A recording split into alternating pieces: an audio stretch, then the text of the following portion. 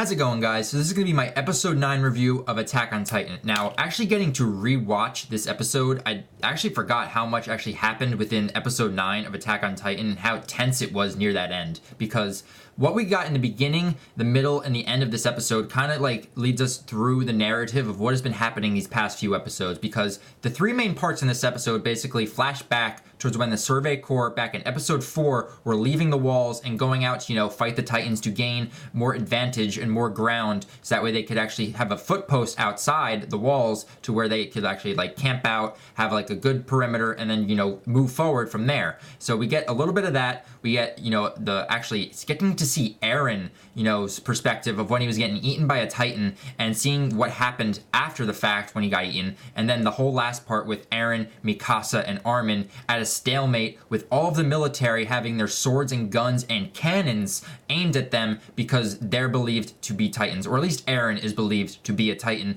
and Armin and Mikasa are protecting him from the military. So before I talk about that scene, I want to go all the way back to the beginning because we actually get introduced to a few key members of the Survey Corps. Erwin, Levi, and Hanji. Now, we don't get to see that much of Erwin. He just pops up here and there, but we get to see a little bit of Hanji's character. She is a quirky character, and I love her personality and how she kind of views the Titans. She's very playful with them, and I love her character, but Levi is, I think, the badass, and getting to see Levi, I think, just gives us a little glimpse of what is to come with his character as we see him later on in later episodes. But what we get to see, he's just a complete badass. Like, he demolishes and destroys these Titans like they're nothing. And I love the scene where he just throws his swords at the Titan's eyes and he just takes it out no problem. I absolutely love that, and also just the relationships, and not really the relationships, but the camaraderie he has with a lot of his comrades and how they kind of view Levi, because they kind of view him as this overall protective and overall powerful being. It's like, if we're not able to do it, Levi can do it. And I think that just shows us, the viewers, that Levi is going to be a character that's going to be very strong and we get to see a lot more of later on in the series. But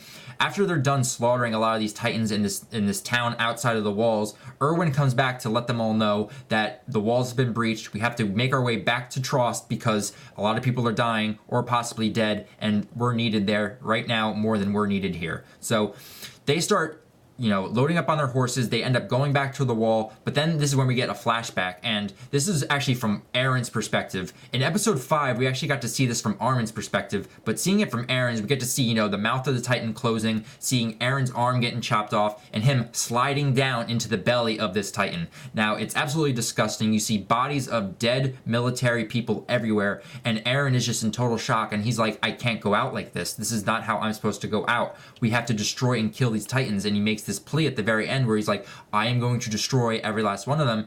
And then we get that moment where he just transforms into this Titan and just bursts out of the belly and mouth of this Titan. And after he bursts out of this Titan, he sees this small, really small Titan. It's actually one of the smallest ones I think we've seen in the series so far, but he actually demolishes this thing. And as he's killing it in his mind, in his Titan form, he's basically saying, I'm gonna kill them all, I'm gonna eradicate them from the world. And as he continues to repeat this over and over again, we actually flash forward to when he's actually in his normal form, surrounded by Armin and Mikasa, and he blurts out, I'm gonna kill you all. And Armin's looking at him like, Eren, are you okay? And as he realizes where he's at, the military is all around him. They have their swords drawn, and they're basically looking at him like he's a monster. And Eren's just like, what the hell's going on? And this is when the lieutenant slash general appears from a couple episodes back, like the coward that left the supply group to fend for themselves, appears before them and is asking them, are you a human or a Titan? And this is when Eren's like, what do you mean, am I a human or am I a Titan?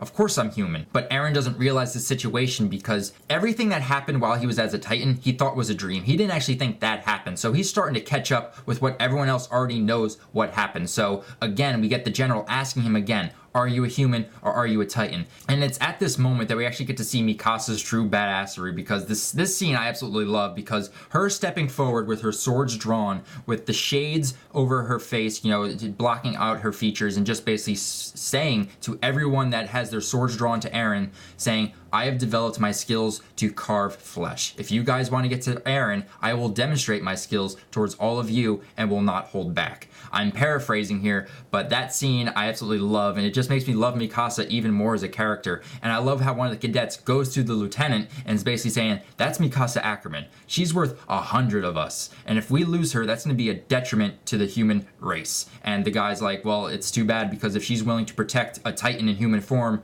I think we can afford to lose her. So we have this back and forth going between Eren and the military, and the answer that they want him to give is a very double-edged answer, because are you a human or are you a Titan?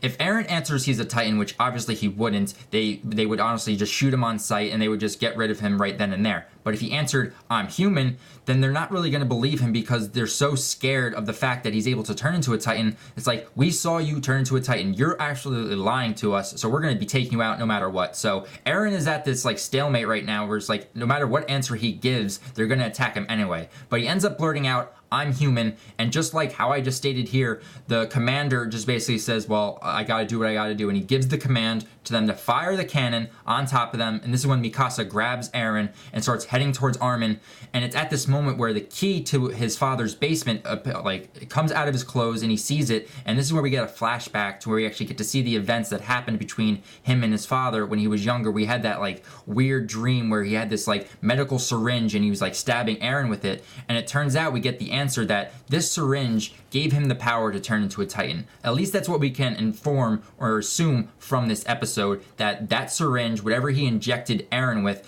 gave him the power to turn into a Titan. And his father was saying, like, this power will allow you to access and get back to our house, get back to the basement. Do not forget about the basement. Use this key to enter there, and all of your answers you'll ever need are going to be in that basement. So then something switches within Eren's head to where he like gets out of Mikasa's grip, grabs her, heads towards Armin, and as the cannon fires, this is when he activates his Titan power. He bites down on his hand, and this lightning and smoke appears, and as the dust settles, the military is left to look on as this half-formed skeletal form of a Titan appears. It blocks the cannon fire, the hand's completely destroyed, the rib cage is formed around Mikasa and Armin, and we're left to just see that Eren was able to summon this half-deformed, half-skeletal form of a Titan. And we're left on that cliffhanger, and we have to wait till episode 10 to get more answers on how Eren was able to actually do this. But I absolutely like this episode a lot, because it's very tense, but it ends up giving us a lot of answers to questions we've had,